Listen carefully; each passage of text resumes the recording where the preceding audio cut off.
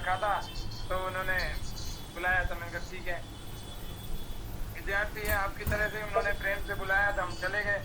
कभी ये मौका अजमेर वालों को भी दे दो। अजमेर में आया हूँ मैं। अरे तो हमसे भी तो कह सकते थे सर। नहीं नहीं, मैंने कहा था इनको भी नहीं, इन्होंने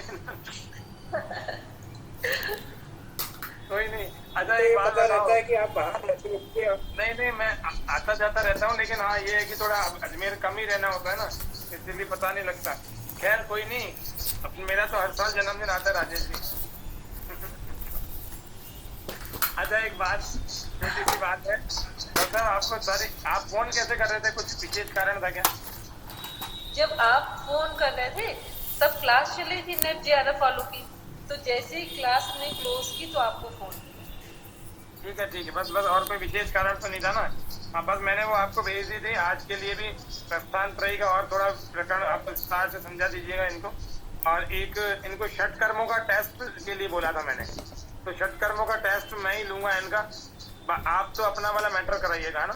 ठीक है, आज तो हम जिसके जितनी कहीं कोई भी चीज ऐसी जो समझ नहीं आई उसको रिपीट करें, क्योंकि रिकॉर्डिंग करनी नहीं है तो फिर वो नहीं रिकॉर्डिंग हो रही है, प्रणेता जी हो रही है कि रिकॉर्डिंग? हाँ रिकॉर्डिंग चल रही है ना। चलिए तब ठीक है मैं चलता हूँ, है ना। बिल्कुल आराम से एंजॉय करिए मुझे। सभी लोग आराम से सीधे बैठिएगा।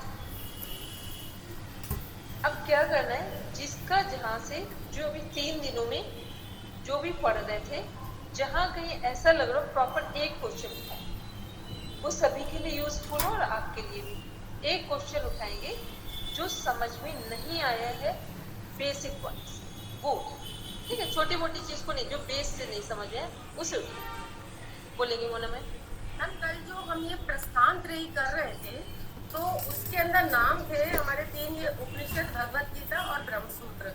तो उसके आगे ना ये श्रुति स्मृति युक्ति लिखा था, तो ये क्या चीज है? इसको बताते हैं। ये क्या है, श्रुति स्मृति और हमारे जो थर्ड है न्याय, युक्ति है। हाँ, तो श्रुति स्मृति और न्याय 3 चीजें हैं। जो उपनिषद का ज्ञान है, नहीं मैम, श्रुति स्मृति युक्ति, युक्ति को न्याय बोला जाता है। मन भैया ने हो सकता भूल गए, ब्रैकेट में लिखिए, युक्ति को न्याय बोला जाता है। न्याय कोई भी लिखा है, जैसे उपदेश, श्रुति को उपदेश लिखा है, सब उसमें लिखिए। आप पहले फर्स्ट लिखिए श्रुति ग्रंथ जो है, फिर सेकंड है स्मृति, फिर थर्ड में लिखेंगे युक्ति और न्याय, दोनों लिखेंगे। पीडीएफ क्योंकि हमने शेयर किया है। हाँ बस ये चीज पूछनी थी कि है क्या, इसको बता दें। सबने नोट कर लिया है?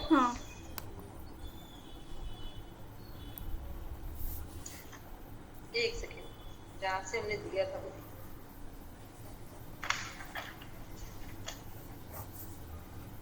जिसमें लिखा था उपनिषद वो है श्रुति प्रस्थान और वहां उपदेश लिखा है, वहां उपदेश। फिर सेकंड में है स्मृति प्रस्थान, वहां साधना लिखा हुआ है। फिर थर्ड है युक्ति प्रस्थान, वहां पर न्याय लिखा हुआ है। तो यही चीज समझ नहीं आई ना क्या है। अब बताते हैं, देखिए। एक तो ये क्या है, जो हमारे प्रस्थानत्रयी है, इसका अर्थ ये हुआ कि जितने लोग ब्रह्म ज्ञान को प्राप्त करते हैं, ब्रह्म ज्ञान का अर्थ है जितने लोग मोक्ष या मुक्ति को प्राप्त करते, ठीक है। तो जो मोक्ष या मुक्ति को प्राप्त करते हैं वो लोग इन तीनों ग्रंथों की यात्रा से गुजरते हैं। जो लोग मोक्ष या मुक्ति प्राप्त करते हैं वो जो 3 ग्रंथ में जो कुछ वर्णन है उसके अनुभव से गुजरते हैं।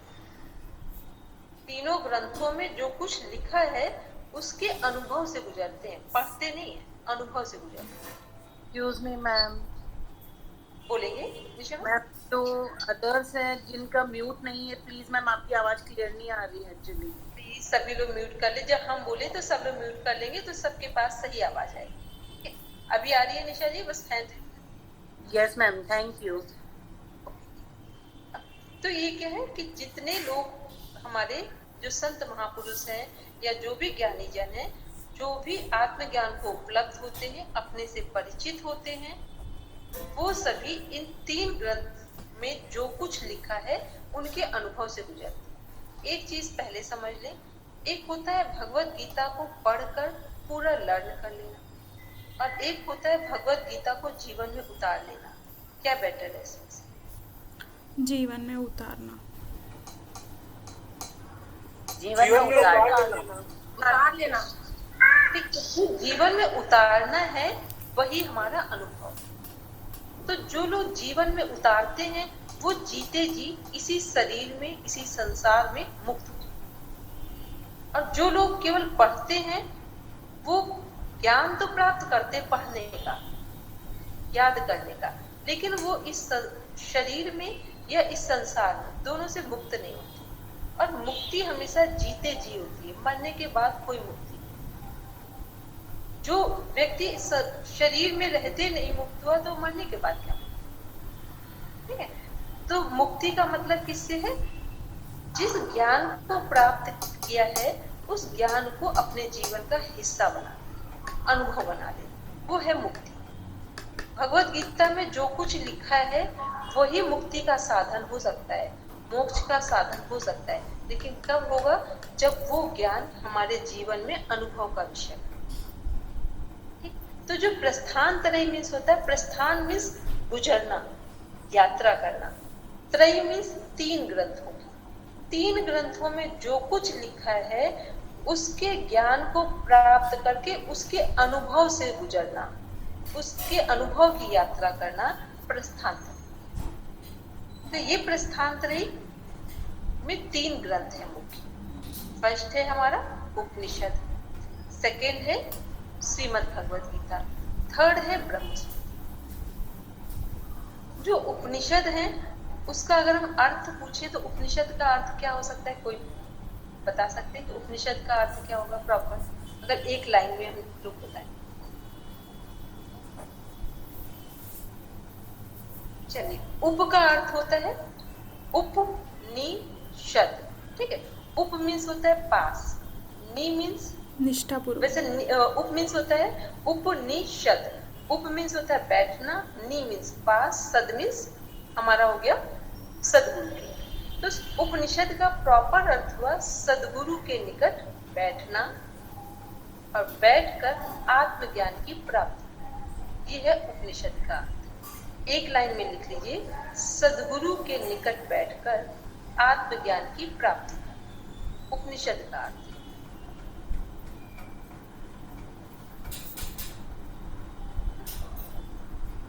तो ये क्या हो गया? ये उपनिषद हो गया। तो जो उपनिषद का ज्ञान है ये कैसा ज्ञान है?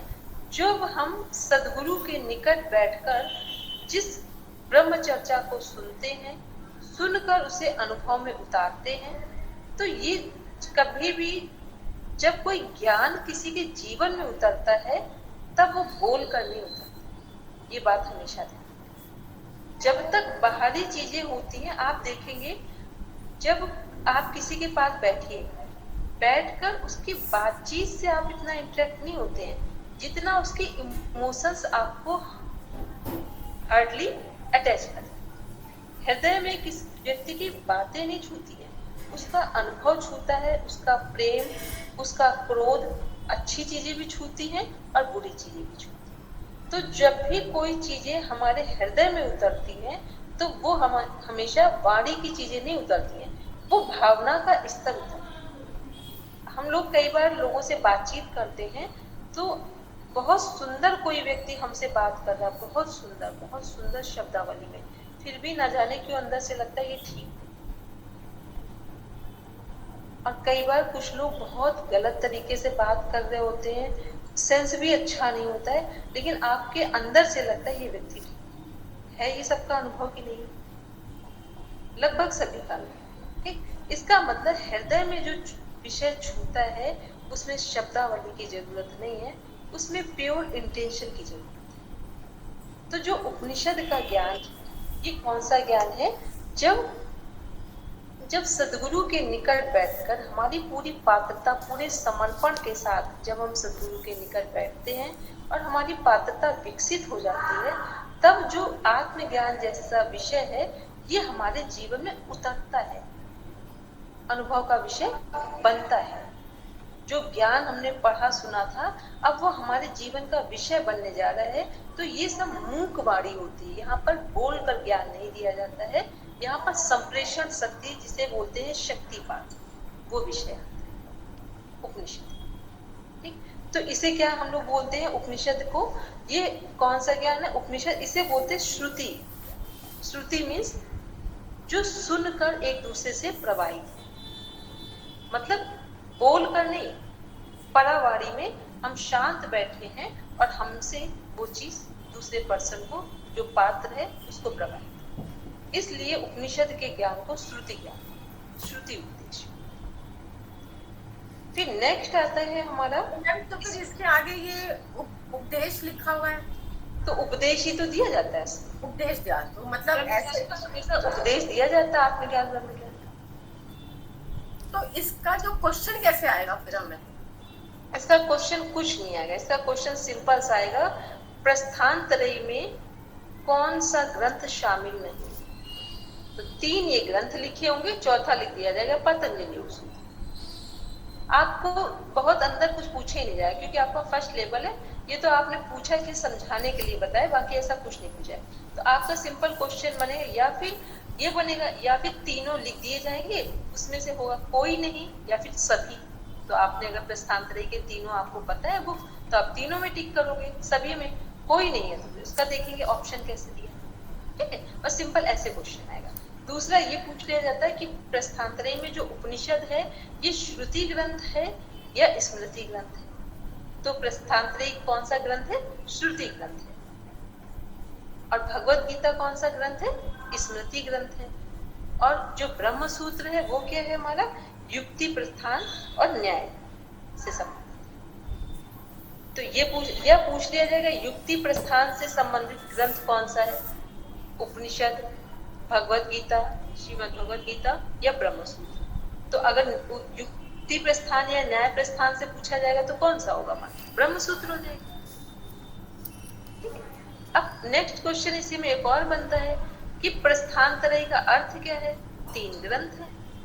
प्रस्थान का अर्थ क्या है, गुजरना, इन 3 ग्रंथों की यात्रा से गुजरना, ये है प्रस्थान का।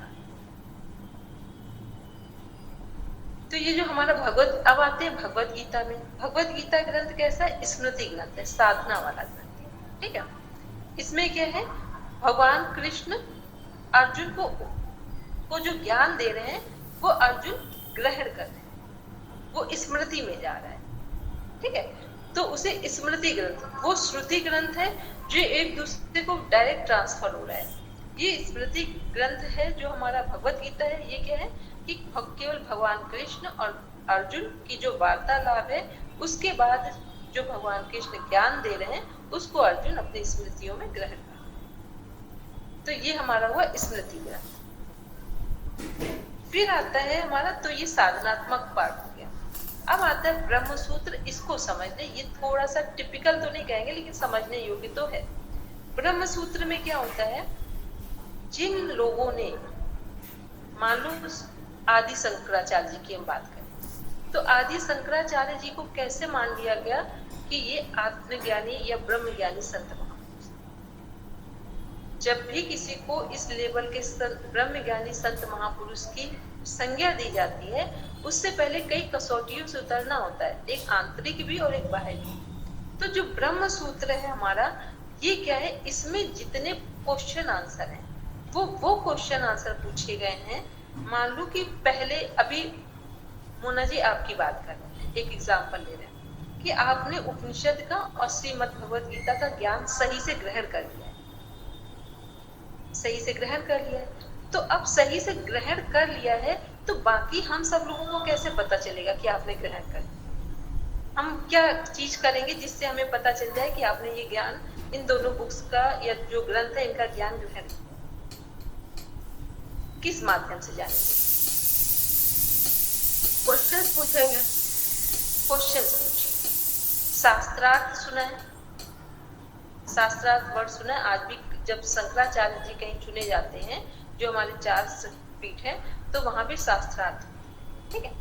तो वो क्या है कि जब ये जो दो ऊपर, जैसे मोना जी का भी हमने एग्जाम्पल लिया कि दो उन्होंने ग्रंथ जो हमारे हैं वो उन्होंने उनका ज्ञान ग्रहण किया, तो जब ब्रह्म सूत्र है इसमें वो सारे क्वेश्चन हैं जिन क्वेश्चंस का आंसर, क्वेश्चन और आंसर दोनों है, यदि उन क्वेश्चन और आंसर, क्वेश्चन का answer as it is Mona ji ने दे दिया, मोना मैम ने दे दिया, तो आप समझ लें कि इससे हम समझ जाएंगे कि मोना मैम को उपनिषद और श्रीमद् भगवद गीता का ज्ञान ग्रहण। ब्रह्म सूत्र उसके परिप्रेक्ष्य में या उसके परिप्रेक्ष्य में जोड़ा गया। तो ऊपर के दो ग्रंथ का ज्ञान प्राप्त करने के बाद ब्रह्म सूत्र में जो प्रश्न और उत्तर हैं वो उन दोनों की पुष्टि करने के लिए है कि ज्ञान को अनुभव के आधार पर ग्रहण किया गया है या नहीं। आप किसी का कोई क्वेश्चन हो तो आप पूछ लें, बाकी इसमें बहुत डीप में आपका नहीं आएगा, बस उसका अर्थ आपको बता दिया, ऐसे इसमें बहुत सारी चीजें चलेंगी। बस केवल ये ब्रह्म सूत्र में युक्ति प्रस्थान न्याय से क्या रेलेवेंसी है यहाँ पे? युक्ति मीन्स हो गया तरीके से क्वेश्चन पूछना, न्याय मीन्स न्याय हो गया कि अब आपको ज्ञान है या नहीं, ये न्याय हो गया, है तो न्याय हो गया, नहीं है तो भी न्याय हो गया। अगर आप योग्य हैं तो भी आपके साथ न्याय हो रहा है, योग्य नहीं है तो भी न्याय हो रहा है। अगर आपने हमारे पास, हमने आपको कोई टेस्ट लिया, आप पास हुए तो भी हमारी तरफ से न्याय है, आप फेल हुए तो भी हमारी तरफ से न्याय है। फेल है तो आप दोबारा प्रैक्टिस करेंगे, पास है तो आप क्रॉस हो गए। सफल और असफल होना चाहिए। हाँ, ये सफल भी या असफल, हाँ, सफल और असफल दोनों बोल सकते, पास और फेल, सफल असफल कुछ भी यूज कर सकते। तो अब ये कॉन्सेप्ट थोड़ा सा क्लियर हो गया सबका, बहुत डीप में आपका कुछ नहीं आएगा, केवल अर्थ भी बता दिया इसका और इसके क्वेश्चन कैसे आएंगे वो। अभी अब किसी का कोई क्वेश्चन हो इसी में हो या कोई दूसरा हो? इसी में है मैम। ये ऊपर इसके लिखा है नामांतर, क्या चीज मैम? ये जहाँ पे श्रुति प्रस्थान उपदेश लिखा है ना, उसी के ऊपर जैसे नामांतर लिखा हुआ है शब्द। नामांतर में से यू या जो नाम लिखे हुए हैं और उनके बीच में जो अंतर है। अच्छा, ठीक है, बस वो उसी के परिप्रेक्ष्य में, और कोई इसका मीन्स नहीं। और अब किसी का कोई क्वेश्चन, जिनके जो भी क्वेश्चन अभी 2-3 दिन कल हम ले नहीं पाए थे, उससे पहले भी ऐसे 2-3 दिन के बीच में कोई भी क्वेश्चन आंसर हो वो आप पूछ लो, लेकिन जो बेसिक क्वेश्चन हो उन्हीं को उठाए।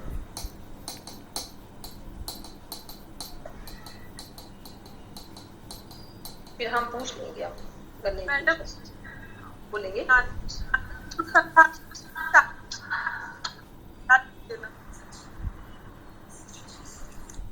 सबको आवाज सुनाई देगी, हम ही को नहीं सुनाई? नहीं। मैडम 4 अवस्थाएं जो है ना नादानुसंधान वाली, मेडिटेशन वाली, वो एक बार आप वापस बता दीजिए। 4 अवस्थाएं थी। पहली अवस्था है हमारी आरंभावस्था, दूसरी थी घटावस्था, तीसरी है परिचय अवस्था और चौथी है निष्पत्ति अवस्था।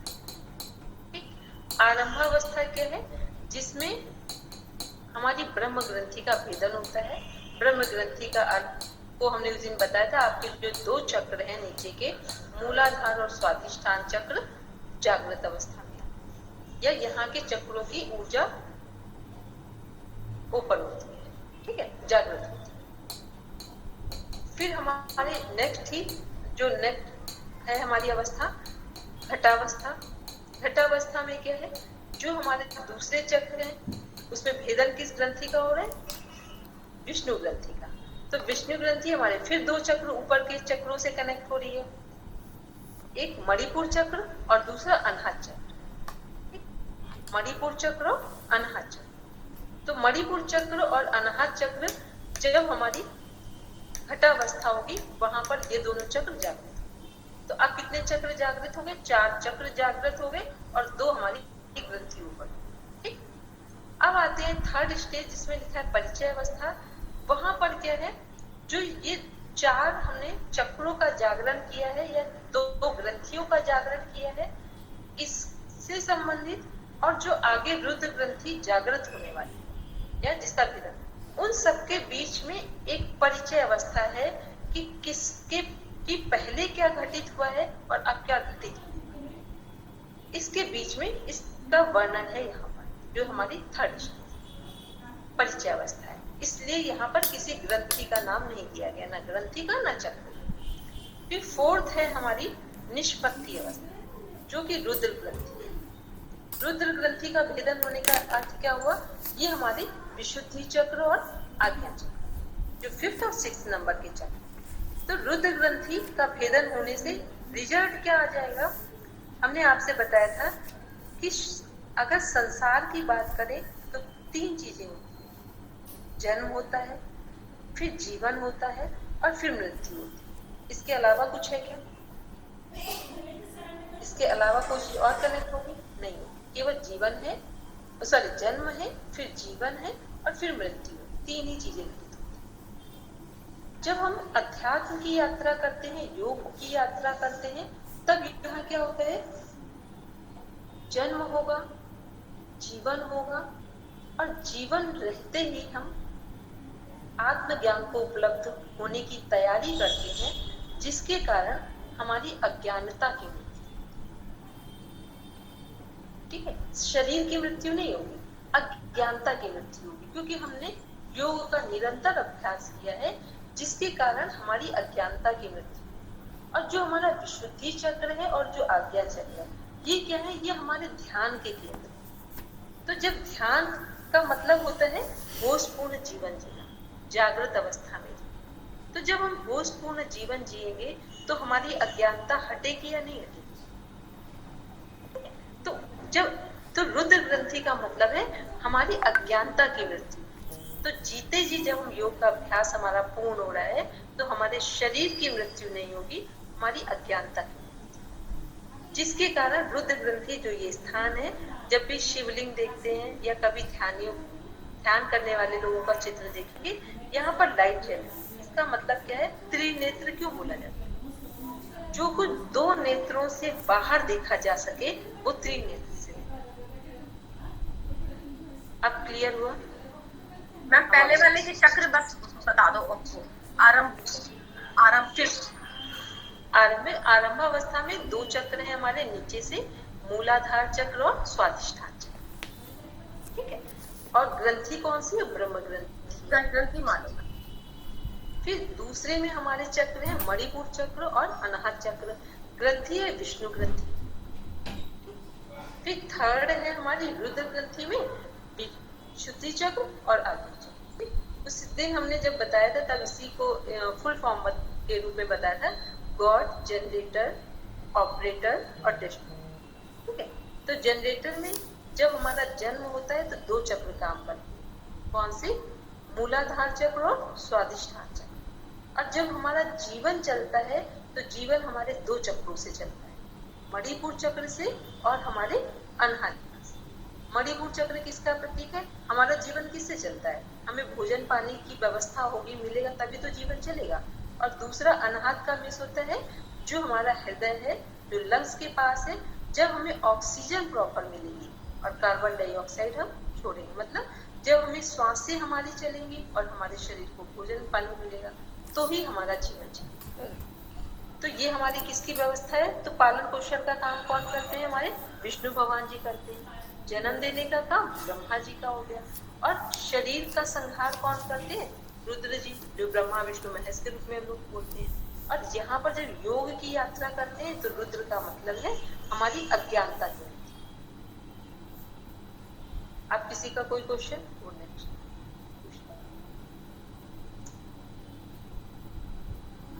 जिनका भी अभी 3 दिनों के बीच में कोई भी क्वेश्चन हो जो कहीं क्लियर ना हो, उसे पूछें।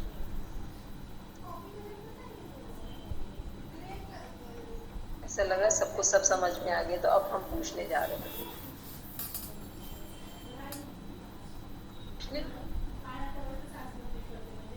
चलिए अब बोलेंगे जो हमारे साथ।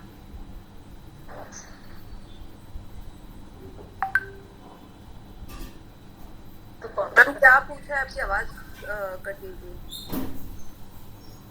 1 मिनट, सब लोग म्यूट करेंगे पहले। साधक तत्व कौन कौन से?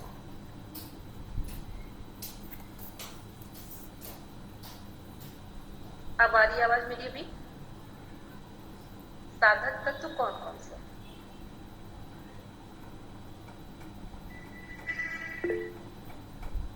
बोलिए मैं। उत्साह, साहस, धैर्य, तत्व ज्ञान, दृढ़ निश्चय और जनसंग परित्याग। और बाधक तत्व कौन कौन से हैं हमारे? हेलो। बाधक तत्व में मैडम अत्याहार, हाँ, प्रयास, प्रजल्भ,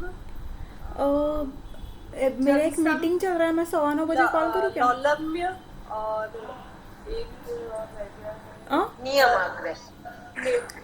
अच्छा हाँ, तो ठीक है, मैं वो था करती चौथे हूँ। नंबर। तो ये क्या है हमारे बाधक तत्व है, मतलब। और बाधक तत्व ये कहाँ पर बनेंगे, किस चीज में बाधा पैदा करेंगे? आपके दीदी साधना, जब हम योग साधना के क्षेत्र में आगे बढ़ेंगे तो उसमें ये बाधक तत्व हमारे आएंगे। ठीक है, जब हम योग साधना में आगे बढ़ेंगे वहां पर ये बाधक तत्व हैं।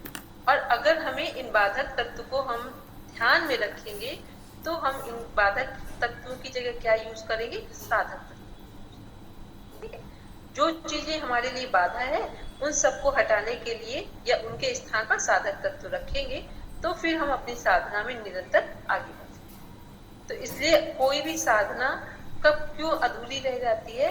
जब हम साधना तो लगातार कर रहे होते हैं लेकिन उसमें जो चीजें वर्जित हैं उन पर हम रोक नहीं करते। इसीलिए बोलते हैं ना कि हम 1 साल से अभ्यास कर रहे हैं, वो साधना में योगाभ्यास हो, पढ़ाई हो, नहीं निकल पा रहे। इसका मतलब क्या है? आप जो कुछ कर रहे हैं उसे पूरे होशपूर्ण नहीं। तो प्रयास जो कुछ भी करें उसे एक टाइम लिमिटेशन के अंदर करें और पूरी सावधानी के साथ, तब तो आपका उसको तब आप लाभ उठा पाएंगे। और यदि आपने ऐसा नहीं किया, लंबे समय तक प्लानिंग की, प्रयास किया, लेकिन उसमें जिन चीजों को हमें समायोजित नहीं करना था उन पर ध्यान नहीं दिया तो हमें कोई लाभ मिलने वाला नहीं। तो ये है साधक और बाधक। और किसी का कोई क्वेश्चन अभी? चलिए नेक्स्ट पूछते हैं, हमारे प्राणायाम कितने हैं टोटल? 8। मैम 8। बोलेंगे प्रिया जी? हाँ मैम, उज्जिका, भस्त्रिका, शीतली, शीतकारी,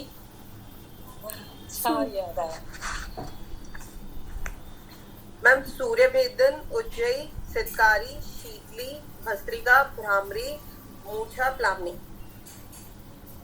इसमें से कौन से प्राणायाम है जो केवल योगियों के लिए? मूर्छा और प्लावनी। अच्छा, कौन से प्राणायाम है जो गर्मियों में किए जाते? मैम सिद्धकारी और शीतली। और मैम भ्रामरी, सॉरी भ्रामरी किसी मौसम में कर सकते हैं। ठीक है, चलिए कौन से प्राणायाम है जो ठंड में किए जाते हैं? सूर्य भेदन। सूर्य भेदन, भस्त्रिका। ठीक है, सूर्य भेदन भी है और भस्त्रिका भी है। अच्छा, कौन से प्राणायाम बीपी लो वाले, जिनका ब्लड प्रेशर लो है, वो कौन से प्राणायाम कर सकते हैं? मैम सूर्य, भस्त्रिका, उज्जयी, शीतकारी, ब्राह्मणी। अच्छा एक बात बताओ, अगर जो बीपी जिनका लो है उनको शीतकारी करा देंगे तब तो बिल्कुल ही लो हो जाएंगे क्योंकि बीपी लो का मतलब ये पहले ही ठंडे है, यही तो है बीपी लो का मतलब। मैम सूर्य भेदन करवा सकते हैं और एक भस्त्रिका करवा सकते हैं उन्हें। सूर्य भेदन भस्त्रिका इसलिए बीपी लो में नहीं कराते हैं क्योंकि बीपी लो वाला व्यक्ति बहुत ठीक है, तो तुरंत नहीं कर पाएगा सूर्य भेदन, क्योंकि सूर्य भेदन ने ज्यादा। बता दीजिए कि कौन सी बीमारी में कौन से, ये हम लिख भी लेंगे। बीपी लो है, हाई है, जो अभी आप क्या होता है बीमारी में बहुत सारी चीजें देखी जाती, नहीं तो अभी हमने कॉमन बस इतना बता रहे हैं कि जो बीपी लो होगा तो जो चीजें हमारे शरीर को गर्म करती हैं, तो एनर्जी उनको करती है। लेकिन बीपी लो में भस्त्रिका नहीं करती, कुछ टाइम बाद कर सकते हैं लेकिन तुरंत नहीं करते। तो ये हाई में करेंगे भस्त्रिका? बीपी हाई में तो बिल्कुल नहीं करना है, बीपी लो में इसलिए नहीं करना है क्योंकि भस्त्रिका प्राणायाम में शरीर की बहुत एनर्जी लगती है। तो जब ये बोलेंगे सर, सूर्य भेदन प्राणायाम के बारे में थोड़ा सा स्पष्ट करें। सूर्य भेदन का कोई दूसरा नाम भी है क्या इस प्राणायाम का, या मैं समझ नहीं पा रहा हूँ? एक चीज समझ ले कि जो सूर्य भेदन प्राणायाम वो करते कैसे हैं, लेफ्ट नॉस्ट्रिल को बंद किया, राइट से लिया श्वास, राइट नॉस्ट्रिल से, और लेफ्ट से छोड़ दिया। ये तो अनुलोम विलोम हुआ ना? केवल राइट से लिया, लेफ्ट से छोड़ दिया, राइट से लिया, लेफ्ट से छोड़ दिया, राइट से लिया, लेफ्ट से छोड़ दिया। लेफ्ट से नहीं ले रहे हैं, राइट से ले रहे हैं, लेफ्ट से छोड़ रहे हैं। यह है सूर्य भेदन। अब जब प्राणायाम कहीं लगा दिया जाता है, ये तो हमने टेक्निक बताई। प्राणायाम प्रॉपर कैसे होगा कि हमने गहरा श्वास लिया, राइट नॉस्ट्रिल से डीप ब्रीदिंग की, उसे होल्ड किया कुछ सेकेंड्स के लिए, उसके बाद लेफ्ट नॉस्ट्रिल से हमने एक्सेल किया। क्योंकि प्राणायाम अकॉर्डिंग टू जितने टेक्स्ट बुक हैं, वहां पर प्राणायाम तभी माना जाता है जब हम उन्हें होल्ड करें, अंतर कुंभक लगाएं, बाह्य कुंभक का प्रयोग करें, तब प्राणायाम माना जाता है। तो राइट नॉस्ट्रिल से लिया और लेफ्ट से छोड़ दिया। जैसे मान लो कई बार होता है जब आपको कोल्ड होता है, जुकाम होता है, खांसी होती है, उस टाइम आप देखना आपके नोस्ट्रिल बंद होता है। आप चेक करेंगे तो हमेशा नोस्ट्रिल लेफ्ट बंद होता है। कभी आप लिख लीजिए, कभी भी आपको जुकाम हो जाए, जब आपको लगे इतनी कफ की प्रॉब्लम हो गई कि सांस लेने में दिक्कत हो रही है, तो लेफ्ट नोस्ट्रिल बंद होता है। तो करना क्या होता है हमको, जैसे ही आप राइट नोस्ट्रिल से श्वास लेते हैं, लेफ्ट से छोड़ते हैं, विद इन 5 मिनट में ही आपका लेफ्ट नोस्ट्रिल वर्किंग है, जिसके कारण जो श्वास लेने में दिक्कत हो रही थी या कफ मेल्ट नहीं हो रहा था, कफ मेल्ट होना शुरू हो। तो ये है सूर्य भेदन प्राणायाम। लेकिन सूर्य भेदन प्राणायाम करना कभी, अगर मान लो अपोजिट सीजन में कभी कभी जुकाम हो जाता है, तब आप इसे कर सकते हैं, अन्यथा इसे करेंगे ठंड के अनुसार, गर्मी में नहीं करेंगे। और जब गर्मी में करेंगे तो गर्मी में कौन से प्राणायाम हमको कर, अब 2 चीजें ध्यान रखनी होती है प्राणायाम में। मान लो गर्मी का मौसम है और गर्मी के मौसम में हमारा बीपी हाई है, गर्मी का मौसम है और बीपी हाई है। और ठंड के मौसम की बात करें तो मौसम ठंड का है और बीपी लो है। तो हमें ध्यान रखना है कि मौसम भी कौन सा है और हमें क्या चीज की जरूरत है, तब आप उसी के अगेंस्ट में प्राणायाम करें। मान लो गर्मी के मौसम में आपका बीपी बहुत लो हो गया है, गर्मी के मौसम में बीपी लो है, तब आप क्या करेंगे, तब आप सूर्यभेदी प्राणायाम, क्योंकि बीपी लो का मतलब है बॉडी आपकी इनएक्टिव हो रही है, बहुत स्लो मूव कर रही है। तो हम जैसे ही सूर्यभेदी प्राणायाम करते हैं तो फिर हम एक्टिव पोजिशन। इसीलिए इन सब चीजों का अभी आप अगर ना कर पाए तो बस थोड़ा थोड़ा सा समझेंगे, क्योंकि इन सब के लिए क्या होता है, आपको बहुत प्रैक्टिस में आते हैं, तब आप इन चीजों को समझ पाते हैं कि एक ही सिचुएशन में किसको क्या कराना, नहीं कराना, कौन सी चीज एक्सेस हो रही है, कब उसे कंट्रोल में लेना है। तो जनरल ना बस मतलब मौसम का बता दो कि गर्मी में कौन से करने हैं, सर्दियों में कौन से करने हैं, बीमारी को हम इसमें मतलब टच नहीं कर रहे। नहीं, बीमारी को टच कर भी लेंगे तो ये समझ लेंगे कि ठंडी वाली जो बीमारी है उनमें गर्म चीजों का अभ्यास करना है। कफ और कोल्ड हो जाए तो किसका अभ्यास करेंगे, मौसम कोई भी हो,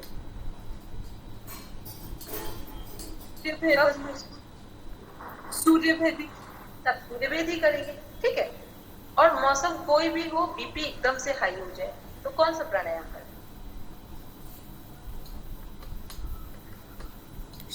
मौसम कोई हो और बीपी हाई हो जाए तो क्या करेंगे, शीतकारी और शीतली, शीतकारी और शीतली, ठीक है। थोड़ा सा समझ, तो दोनों चीजों का ध्यान रखेंगे, मौसम का भी ध्यान रखेंगे और हमारे बीपी हाई हो रहा है या बीपी लो हो रहा है, दोनों का ध्यान रखेंगे। अब बीपी हाई और लो हो ही ना, इसके लिए बीपी हाई और लो दोनों ना हो, इसके लिए सबसे सुटेबल है अनुलोम विलोम प्राणायाम, जो कि जिसका यदि आप 15 मिनट 15 मिनट चेन सिस्टम में अभ्यास करते हैं तो रिजल्ट ये आएगा, ना आपका बीपी लो होगा ना बीपी हाई होगा, जो आपका बैलेंस टेम्परेचर होता है बॉडी का वही। इसीलिए अनुलोम विलोम प्राणायाम और भ्रामरी प्राणायाम को प्रायोरिटी दी जाती है। इससे केवल आपको फायदा ही होता है, किसी भी चाहे बीपी हाई वाले करें इसे, चाहे बीपी लो वाले करें, दोनों के लिए टेम्परेचर नॉर्मल होगा। मैम ये चेन सिस्टम बोला आपने, इसका मतलब लगातार करना है कपालभाति? चेन सिस्टम होता है कि कंटिन्यूटी में करना है विदाउट एनी ब्रेक, 15 मिनट्स में घड़ी के टाइम से देखें, क्योंकि जैसे ही आप 15 मिनट अनुलोम विलोम को चेन सिस्टम में करते हैं तो हमारा जो लेफ्ट और राइट ब्रेन है ये दोनों ही ऑक्सीजन से फुलफिल हो जाते हैं, जिसके कारण हमारा जो बीपी हाई का प्रोसेस है और लो का दोनों मेंटेन कर जाते हैं, बैलेंस। वो बैलेंस क्यों होते हैं? जब ऑक्सीजन प्रॉपर तरीके से इंटेक कर रहे हैं तो हमारा दोनों माइंड में एक संतुलन रहता है। दोनों माइंड में जैसे ही संतुलन होता है तो ना हमारा बीपी हाई होगा ना हमारा बीपी। तो जो लोग भी अनुलोम विलोम प्राणायाम का 15 मिनट चेन सिस्टम में अभ्यास करते हैं तो with in 1 month to 3 months में ही उनका जो बीपी का प्रॉब्लम है, इवन अगर आपने एकदम ऑनेस्टी के साथ 1 वीक भी किया तो ना आपको बीपी हाई के, क्योंकि हमने बहुत सारे लोगों पर काम किया है जिनकी बीपी लो और हाई की दवा 1 वीक में भी बनती है, क्योंकि उसमें कुछ नहीं होता। जैसे ही आपका बैलेंस बनता है दोनों माइंड का, जो पैरासिम्पैथेटिक सिंपैथेटिक सिस्टम है, दोनों माइंड एक साथ वर्किंग में आते हैं, वैसे ही आपका जो बीपी हाई और लो का प्रोसेस है, प्रॉब्लम है, वो नॉर्मल। तो ये मैम ये अनुलोम विलोम जो ये 8 प्राणायाम है, इनमें तो ये आ नहीं रहा, तो ये स्टार्टिंग है। अनुलोम जो है हमारा ये प्राणायाम से पूर्व का अभ्यास है, तो ये प्राणायाम में नहीं आता। ये प्राणायाम में आता है, लेकिन जो हमारे ओरिजिनल टेक्स्ट बुक है वहां पर प्राणायाम से पहले तैयारी। तो हम सब लोग किस में आते हैं? हम लोग तैयारी में आते हैं, हम लोग अभी योग साधक में नहीं आते। योग साधक किसे बोलते हैं? जो शरीर और मन से पूरा निरोगी होता है, वो योग साधना की तैयारी के लिए आगे बढ़ता है। हम हमारे प्रैक्टिकल में ये सारे होंगे, ये पलावनी मूर्छा क्या है, ये नाम दिए जाएंगे। वहां पर आपसे ये पूछा जाएगा कि जो हमारे प्लावनी मूर्छा या उनमें से कोई भी नाम दे दिया गया, पूछ लिया जाएगा ये आपके भगवत गीता में प्राणायाम है या पतंजलि योग सूत्र में है या हठ प्रदीपिका में है या हमारे घेरन संहिता में। तो बस आपको नाम में टिक करना है वहाँ। दूसरा कौन सा प्राणायाम कब करना है और बीमारी से रिलेटेड, उसमें बस इस तरह के क्वेश्चन आ जाते हैं। इस तरह का कोई क्वेश्चन अगर आता है तो आप इसकी स्लाइड 2-3 दिखा दीजिए।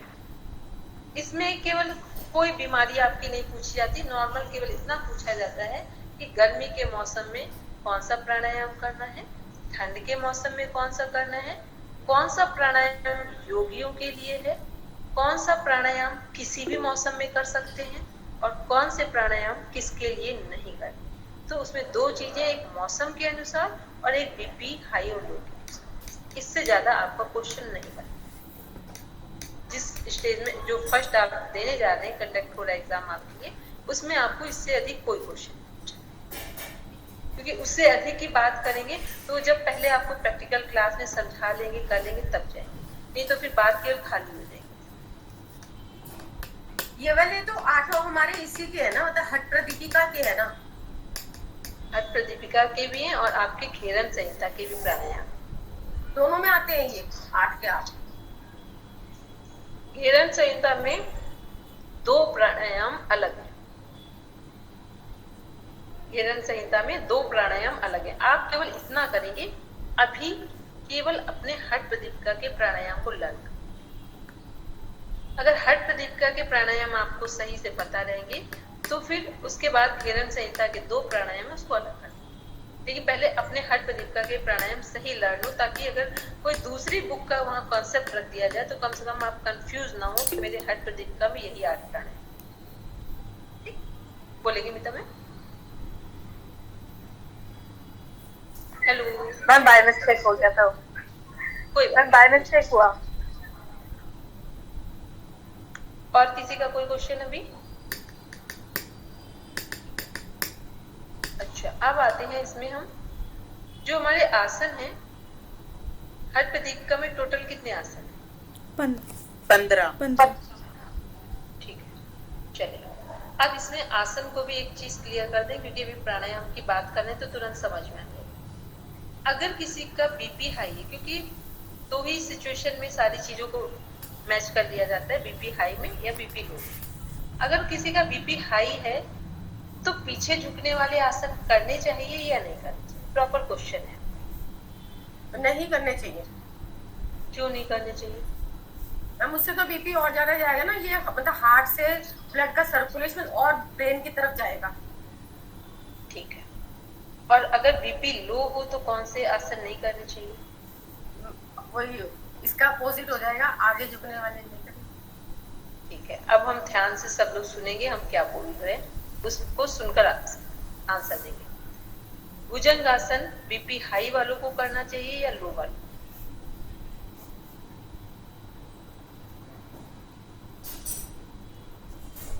लो वालों को। सब लोग एग्री है इस बात से? सबको समझ में आया क्वेश्चन हमने क्या पूछा है? भुजंगासन बीपी हाई वालों को करना चाहिए या लो वालों को? लो। लो वालों, वेरी गुड। ठीक है, बीपी जिनका लो है उन्हें करना चाहिए, क्योंकि जिनका लो है उनको एनर्जी और चाहिए, तो जितना हम पीछे झुकेंगे उतनी एनर्जी बढ़ेगी, या ये कह दें ब्लड का फ्लो नर्वस सिस्टम की तरफ जाएगा। और अगर बीपी हाई है तो हम करेंगे तो हमारे लिए नुकसानदायक। अच्छा, पश्चिमोत्तानासन किसे करना चाहिए? बीपी हाई वालों को या लो वालों को? मैम, ये भी लो वालों को करेंगे, पश्चिम उत्तान में भी हम आगे जा रहे हैं। तो बीपी हाई है वो करेंगे या बीपी लो है वो करेंगे? जिनका लो है। हाई है मैम। आगे जा रहे हैं ना।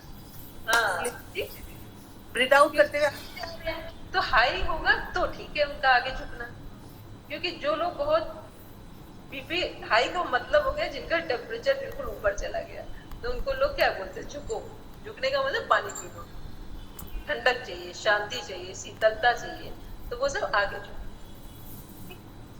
अब जिनका मान लीजिए, अब एक चीज और बता दें, जब भी कोई व्यक्ति अगर आगे झुकने वाले आसन आसानी से करता है, आप में से कितने लोग ऐसे हैं जो आगे झुकने वाले आसन ठीक से करते हैं? मैं कर लेती हूँ। सब कैमरा ऑन कर लीजिए एक बार, जो आगे झुकने वाले आसन ठीक से करते हैं, एक बार देख लें प्लीज। अच्छा मैम, आपकी तो पर्सनालिटी ऑटोमेटिक इंट्रोवर्ट ही है आप। राजेश सर, जितने लोग आगे झुकने वाले हैं ये सब इंट्रोवर्ट है, ये सब अपना निर्णय हृदय से लें। अब आते हैं जितने लोग पीछे झुकने वाले हैं, वो हाथ ऊपर करे जाए। हम तो पीछे वाले भी मैं तो मतलब कर लेती हूँ। नहीं, जो एक दो तरह के हैं, एक होते हैं जो पश्चिमोत्तानासन भी पूरा लगा ले और पूर्ण भुजंगासन भी लगा ले, एक वो लोग हैं, उनकी बात नहीं कर रहे हैं। हम कह रहे हैं जो बिल्कुल इजी गोइंग आगे झुकने वाले पश्चिमोत्तानासन भी पूरे लगा ले और पीछे वाले ना करना सही से, जिसमें वो कंफर्ट ना हो पीछे वाले। तो कितने लोग हैं जो पीछे वाले में कंफर्ट नहीं है? पहले तो उनसे मिल कंफर्ट नहीं, और जो पीछे वाले में कंफर्ट नहीं। अब जितने लोग पीछे वाले में कंफर्ट हैं, बिल्कुल आराम से पीछे झुकने वाले करते हैं। तो जितने लोग पीछे झुकने वाले करते हैं वो सब दिमाग से काम। एक्सट्रोवर्ट पर्सनालिटी पूरा वगैरह जो टिपिकल है आसन उस टाइप के नहीं कर पाते, बाकी इजी जो पीछे मुड़ने वाला है वो तो कर सकते हैं। एक तो होता है ना, एक ये है कि एक एज के अनुसार हम चीजों को नहीं कर पा रहे, ठीक है, एक वो भी चीज है। एक होता है जिसमें हम कंफर्ट फील नहीं करते। अब जो लोग ऐसे भी हैं, कुछ लोग होंगे जो आगे झुकने वाले भी आसन पूरे करते हैं, आगे से भी सिर लगा लेंगे पैर में और पीछे से भी पैर और सिर टच कर लेंगे। एक ये वाले, इनको बोलते हैं बैलेंस पर्सनालिटी, इन्हें बोलते हैं बैलेंस पर्सनालिटी। अब ये जरूरी नहीं कि आप इस एज में कर लें, आप ना कर पाने, थोड़ा सा भी अभ्यास करने में आपको रुचि होती हो, आगे झुकने वाले में भी पीछे झुकने वाले में, तो ये क्या है, बैलेंस पर्सनालिटी। ये आसन का मनोविज्ञान, ये आसन का कंप्लीट साइंस है कि अगर हम दोनों आसन आगे भी पूरा झुक जाएं और पीछे भी झुक जाएं। देखिए इस पे एक उदाहरण हम अपना देते हैं। हम पूरा आगे पैर लगाते हैं, पूरा ही पीछे रखते हैं, ठीक। इसलिए इसका अर्थ केवल हमने अपने जीवन में और भी लोगों से बहुत अच्छे मनोविज्ञान के साथ उसको अनुभव में भी देखा कि हमें, आप चाहे जो चीज, चाहे आप विज्ञान सिखा दो और चाहे आप फिलॉसफी की बात हो, कोई भी सब्जेक्ट पूरा समझने में थोड़ा सा भी टाइम नहीं लगता। तो ये इसलिए नहीं, ये हमें पता नहीं था इसके कारण क्या है, कारण तो बाद में पता चले।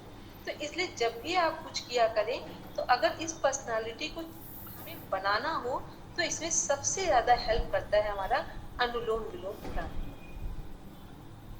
अनुलोम विलोम प्राणायाम आप समझ लीजिए आपके जीवन को परिवर्तन करने में, भाग्य को परिवर्तन करने में इससे श्रेष्ठ कुछ नहीं। इसलिए उसका अभ्यास सभी लोग इसलिए ना करें कि विषय है, उसको ये समझ के करें कि हमें अपने जीवन को जितना सुंदर बनाना हो उतना अच्छे ढंग से अनुलोम विलोम प्राणायाम का अभ्यास 15 मिनट जरूर। तो उसमें क्या होता है, जैसे ही आपका लेफ्ट ब्रेन और राइट ब्रेन प्रॉपर वर्किंग में आते हैं तो आपकी पर्सनालिटी बैलेंस है, आपका जीवन में निर्णय लेने का जो तरीका है वो संतुलित होगा। आप हृदय से, जो बात हृदय से सोचनी है उसे हृदय से सोचेंगे, जो बात दिमाग से सोचनी है उसे दिमाग से सोचेंगे। कभी कभी उल्टा हो जाता है, दिमाग के निर्णय हृदय से ले लेते हैं, हृदय की चीज दिमाग से, बस यहाँ प्रॉब्लम है। तो जहाँ हृदय के काम की जरूरत है वहाँ हृदय का यूज करेंगे, जहाँ दिमाग की जरूरत है वहाँ। तो ये कब होता है, जब हमारे दोनों ब्रेन संतुलित होते हैं। बहुत सारी टेक्निक्स हैं, लेकिन जो अनुलोम विलोम प्राणायाम है सबसे बेस्ट प्राणायाम। फिर उसके बाद जो भ्रामरी प्राणायाम है, ये क्या है, भ्रामरी प्राणायाम प्रॉपर प्राणायाम में कनेक्ट हो जाता है। ये प्राणायाम आपके पूरे व्यक्तित्व को चेंज करने में सपोर्ट। अब कोई क्वेश्चन अभी इस पे ना हो तो हम आगे बढ़े, और हो तो बोलेंगे ma'am.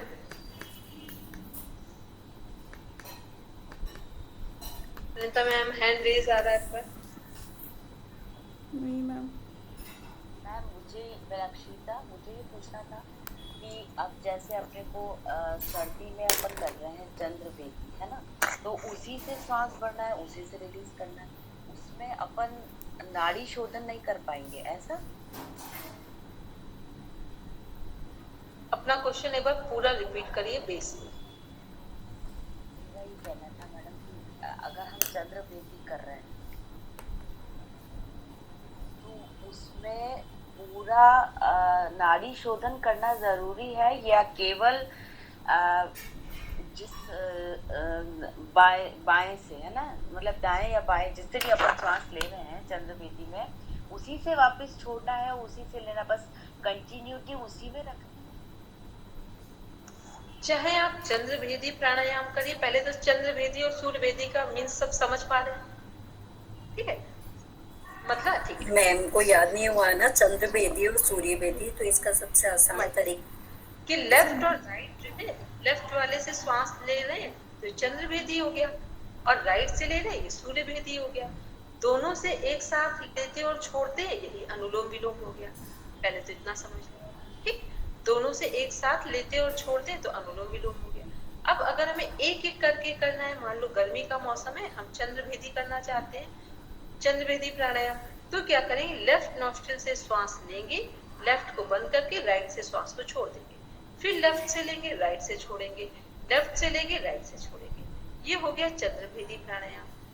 In the same way अगर हम सूर्य भेदी प्राणायाम करें तो सूर्य भेदी प्राणायाम में क्या करेंगे, राइट नॉस्ट्रिल से श्वास लेंगे, बंद करेंगे, लेफ्ट से श्वास छोड़ देंगे, राइट से श्वास लेंगे, बंद करेंगे, लेफ्ट से श्वास छोड़। ये है क्लियर लक्षिता मैम? मैम अनुलोम का आप समझाएंगे, थोड़ा सा समझ में नहीं आ रहा है। अनुलोम विलोम में कैसे ब्रीदिंग कौन सा बात है?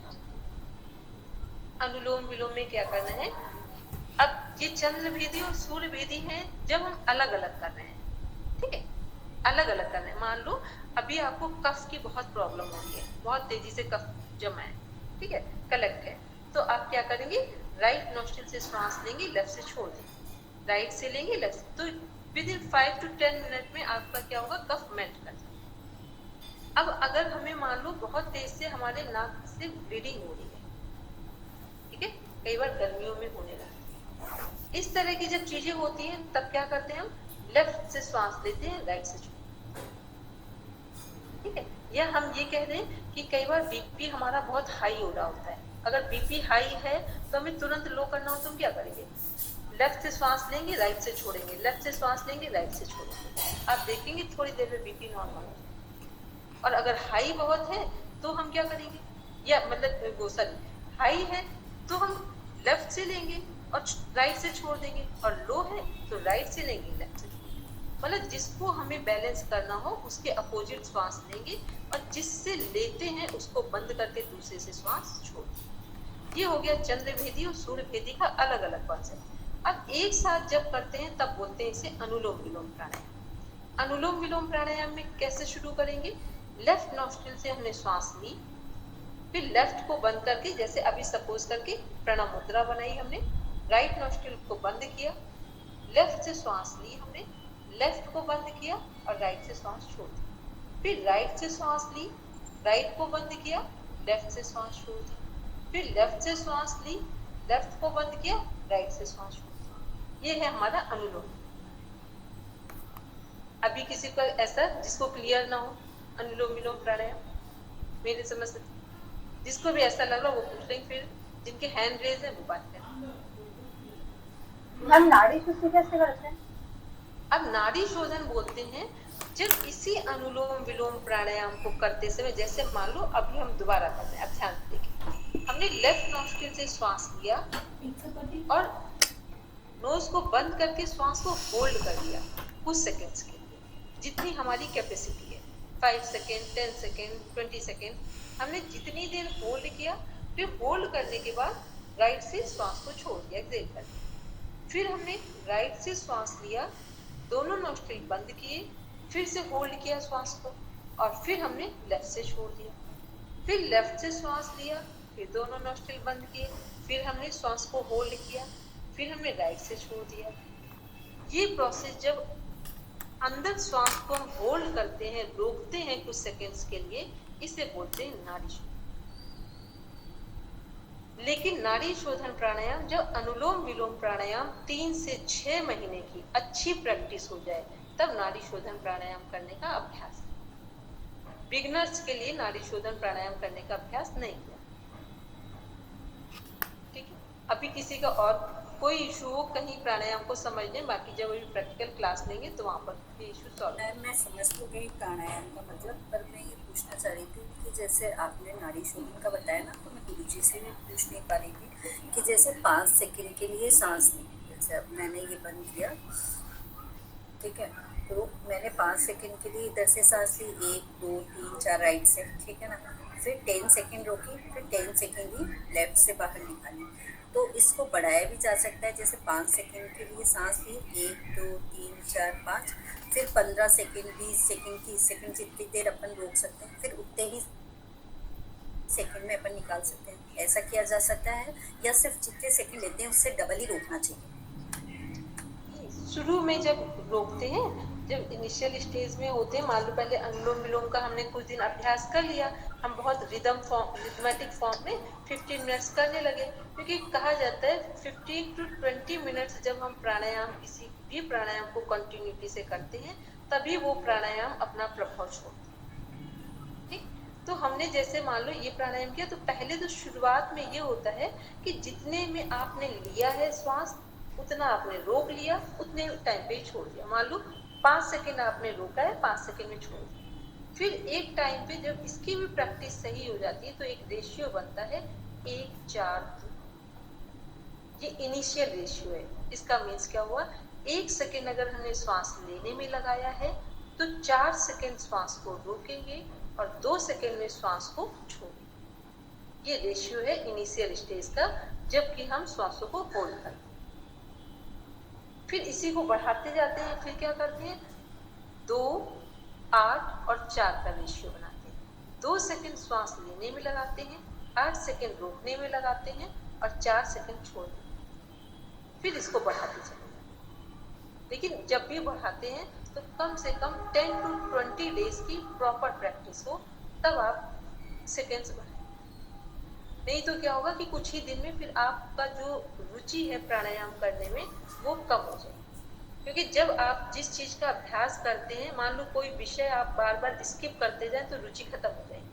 जब किसी विषय को आप डीप में कंटिन्यूटी में स्टडी करते हैं तो वो विषय आपको और इजी लगता है और आप उसे गेन करने के लिए उसके नॉलेज को खुद इंटरेस्टेड है। तो बस इन चीजों का ध्यान बोलेंगे मैम। 3 लोग हैं, 1 लोगों का आंसर देंगे। बोलेंगे रीता मैम।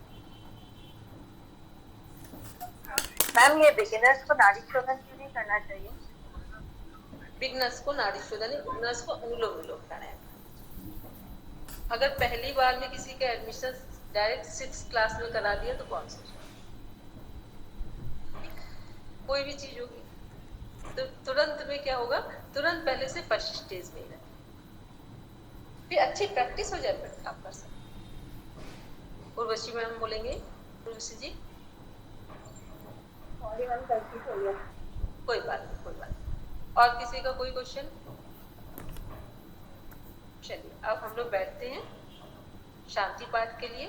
कल हम लोग यूनिट के नए कंटेंट को पढ़ेंगे और आप लोग बस इतना छोटा सा काम करेंगे कि अपने सिलेबस को देख लिया कीजिए और सिलेबस को देखकर इतना जरूर समझ लीजिए कि जो कुछ उसमें लिखा है उसका टू द पॉइंट आंसर हमें आता है या आप डीप स्टडी में ना भी जा पाए तो टू द पॉइंट आंसर उसका पता है। मान लो लिखा है 3 शरीर, तो 3 शरीर कौन कौन से, पंचकोश लिखा है तो पंचकोश कौन कौन से, इस तरह के आंसर आपको पता होंगे तो आपको एग्जाम देने में थोड़ी सी भी प्रॉब्लम नहीं। और जब अभी प्रैक्टिकल क्लास करेंगे तो बहुत सारे क्वेश्चन उसमें कवर हो जाएंगे। चलिए सभी लोग बैठेंगे शांति पाठ के लिए, आंखें बंद करेंगे।